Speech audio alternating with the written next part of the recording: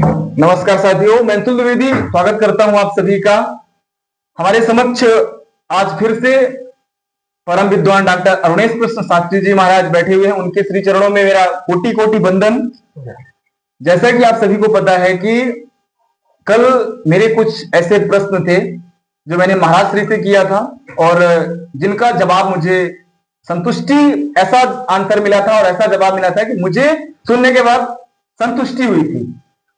उस वीडियो को social media पे मैंने जब शेयर किया, काफी लोगों के उसमें से प्रश्न आए और उन्होंने अपनी इच्छा जाहिर किया है कि अंशुल भैया, हमारे कुछ प्रश्न हैं, आप महाराज श्री से इनका जवाब जानने की कोशिश कीजिए। तो आज कुछ ऐसे प्रश्न हैं जो मैं महाराज श्री से करने वाला हूं। उनमें से एक सबसे और अच्छा प्रश्न है महाराज जी, एक हमारे साथी हैं, आपके प्रशंसक हैं, या मैं यूं कहूं तो आपके शिष्य हैं। उनका प्रश्न है, मुझे आध्यात्मिक मार्ग पर आगे बढ़ने में कठिनाई हो रही है, मैं क्या करूं? अस्मद्गुरुभ्यो नमः। श्री नृसिंहाय नमः। श्री शारदा देवी नमः। सभी को राधे राधे। आज पुनः आध्यात्मिक सत्संग की गंगा में प्रश्नोत्तरी के साथ आप सभी युवान भाई बहन, बड़े बुजुर्ग सबके सामने आने का सुंदर सौभाग्य प्राप्त हुआ है। बड़ा अच्छा प्रश्न हमारे अनुज श्री अंशुल द्विवेदी जी ने किया। बड़ा प्यारा प्रश्न है कि आध्यात्मिक मार्ग में कठिनाइयां। भगवान श्री कृष्ण गीता जी में बड़ा सुस्पष्ट रूप से अर्जुन को संबोधित करते हुए कहते हैं, अध्यात्म विद्या विद्या नाम। विद्या कौन है? जो अध्यात्म विद्या है। अध्यात्म का अर्थ क्या है? अधि आत्मा।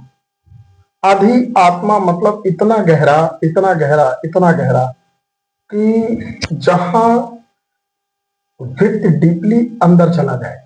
अंतर यात्रा का नाम, अंतर्मुखी होने का नाम अध्यात्म है। देखिए, हम आध्यात्मिक चर्चाएं कर सकते हैं, आध्यात्मिक बातें कर सकते हैं, पर अध्यात्म बहुत गहरा है माय डियर। आप जितना अंदर जाएंगे, मतलब डीप में जाना, बहुत गहराई में जाना, ये अध्यात्म है। और कैसे हम गहराई में जाएं? जब हम अंतर्मुखी होंगे तब। हमारे दिल दिमाग में, मस्तिष्क में, अंतःकरण में जब तक द्वंद्व चलेगा, चित्त की चलायमान प्रवृत्ति होगी, तब तक हमारा अध्यात्म में प्रवेश नहीं हो सकता है। तो मैं युवान को ये संदेश जरूर दूंगा, concentration is very important for yes. मतलब आपको एकाग्र होना होगा और अंतर्मुखी होना होगा। द्वंद्व को समाप्त करके जब आप अंतर की यात्रा करेंगे, तब आपका अध्यात्म पुष्ट होगा।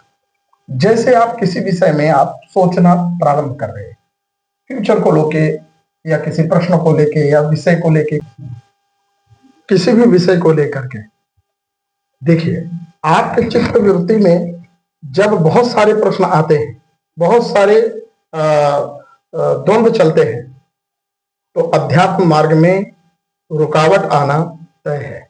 इसलिए हमें किसी एक विषय पर बहुत गहराई से चिंतन करना होगा।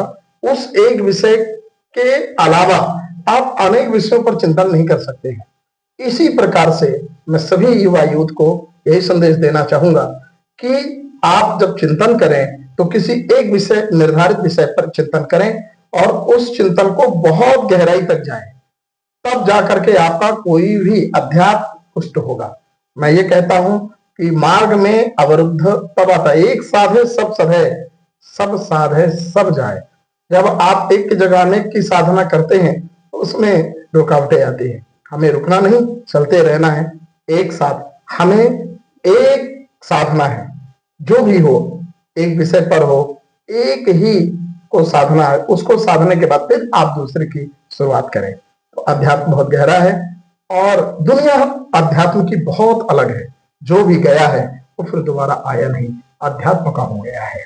इसलिए भगवान में भी विद्या में बहुत सारी विद्याएं हैं, लेकिन अध्यात्म विद्या को ही भगवान ने विद्या कहा है, क्योंकि संसार को हटा करके और जगदीश को प्रकट, मतलब जगत हट जाता है, जगदीश प्रकट हो जाता है। ऐसी परम विद्या का नाम अध्यात्म विद्या है। और परमात्मा तक पहुंचना है, रुकावट तो तय है, मार्ग है, ऊपर ऊबड़ खाबड़ नीचे ऊपर रहता है, लेकिन पहुंचना हमें अभी निश्चित गंतव्य स्थान पर है।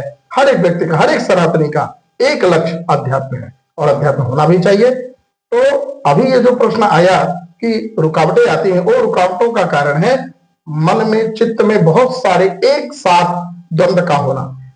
एक साधने पर ही सब कुछ सधेगा, अनेक के साधने पर रुकावटें आती हैं, हम अध्यात्म में प्रवेश नहीं कर पाते हैं। तो हम प्रयास करें, एक विषय को तरीके से गहराई तक जानने का प्रयास करें, यही अध्यात्म का सबसे बड़ा सूत्र है। राधे राधे।